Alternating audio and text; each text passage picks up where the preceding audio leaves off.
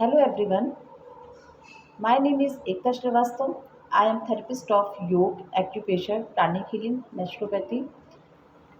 Welcome to my YouTube channel. आज हम बात करने वाले हैं योग में जल नीति से रिलेटेड। ऐसा है कि हमारे ऋषि मुनियों की जो आदिकालीन हमारी योग की परंपरा है, तो हमारे ऋषि मुनि प्राचीन काल से ही हठ योगी कहलाते थे, हठ योग के जानकार थे। हठ योग में क्या होता है कि इंटरनल ऑर्गन्स की क्लीनिंग के लिए वो तरह तरह की क्रियाएं करते थे। उसमें से जल नीति भी शामिल है। उसमें नीति दो तरह से होती है, जल नीति और लवण नीति। जल नीति का मतलब होता है जल के द्वारा, यानी कि वाटर में सॉल्ट मिलाकर हम उस पानी को यूज़ करते हैं और वो हमारे इंटरनल ऑर्गन्स की क्लीनिंग करता है। और सूत्र नीति से भी यही काम होता है, बट उसमें कैथेटर होता है, वो रबड़ की पाइप होती है, उसको हम नॉस्ट्रल में डाल के उसको हम नॉस्ट्रल से डाल के जो पोर्स होते हैं और उसमें नेक के थ्रू उसको निकाल के। तो अभी आज हम जल नीति की बात करते हैं। जल नीति में आपका क्या है कि ये आपका एक तरह से आँख कान नाक गले का डॉक्टर है। अगर आपको किसी भी तरह की प्रॉब्लम है, ईयर से रिलेटेड, आइज से रिलेटेड, माइग्रेन, इंसोमिया, हेडक, आपके थ्रोट से टॉन्सिलाइटिस है, आपको इन्फेक्शन है, नेक में इन्फेक्शन है, या किसी भी तरह की आपकी या हेड से रिलेटेड जितनी भी टाइप की प्रॉब्लम्स है, उनका सबका सलूशन आपके जल नीति में हो जाता है। होता क्या है कि इसका मैकेनिज़्म क्या है, इसका साइंस ये है कि जब हम इसमें हमारा इसका पॉट होता है, उसका स्ट्रक्चर कुछ इस तरह का होता है। इसको हम एक नॉस्ट्रल से इंसर्ट करते हैं और फिर ये वाटर आपका पूरे हेड से होते हुए और राउंड करते हुए ये इधर दूसरे नॉस्ट्रल से इससे वाटर निकलता है। और अब लेकिन हाँ, इसका साइंस ये है कि आप सोचेंगे कि ये जब आप इसको करेंगे, अभी अब मैं जैसे आपको प्रैक्टिकल करके दिखाऊंगी, तो आपको लगेगा कि 5 सेकेंड, आफ्टर 5 to 7 सेकेंड ही के बाद ये पानी निकलता है इधर से आप। और इसके बाद इसी तरह left to right, right to left, हमें दोनों नॉस्ट्रल से इसको करना होता है।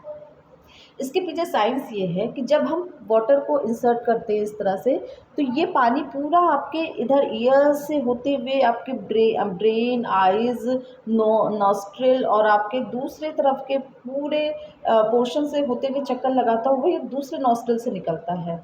क्या रीज़न है कि हमारे जो स्कल की जो बोन्स हैं, वो कैविटी वाली होती हैं। उसमें आपका स्कल्स बोन पूरी कैविटी वाली होती है। वो क्या करती है, उसमें एयर पास होती है, क्योंकि हमारी पूरे बॉडी में जो स्ट्रक्चर स्कल बोन है वो हमारा जो है मतलब कैविटी युक्त होता है, बिल्कुल खोखला होता है।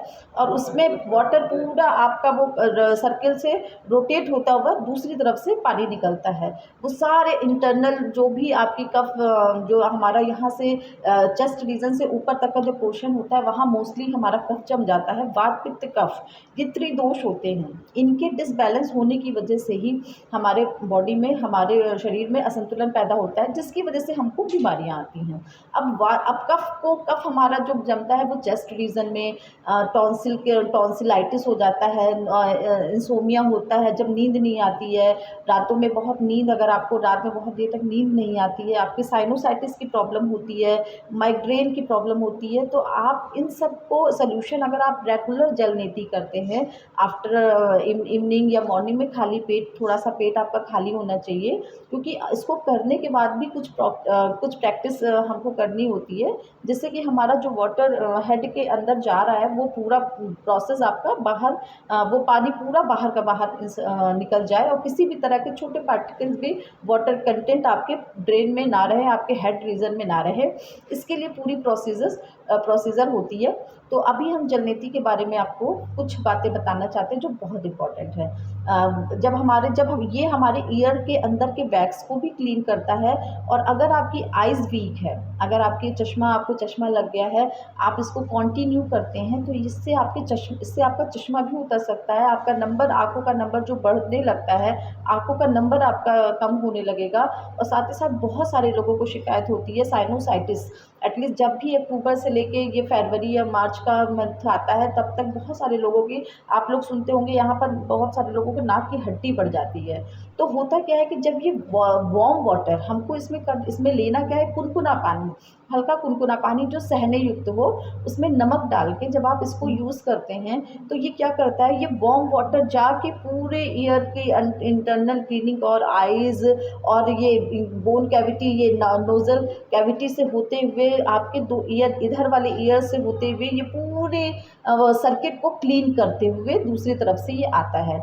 जितने भी इंटरनल जो कैविटी में हमारी जो स्कल का जो स्कल होता है, स्कल के अंदर की जो बोन्स होती हैं वो खोखली होती हैं, वो ओपन पोर्स होती हैं, उसमें जाके वो कफ जम जाता है, या उसकी क्लीनिंग नहीं होते होते वो अंदर टॉक्सिक जमा होता रहता है।